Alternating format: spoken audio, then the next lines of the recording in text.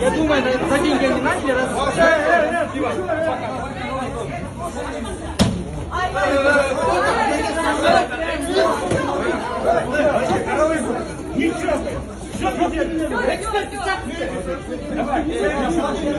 Адвокат не пускает, нас есть. Ничего я ему не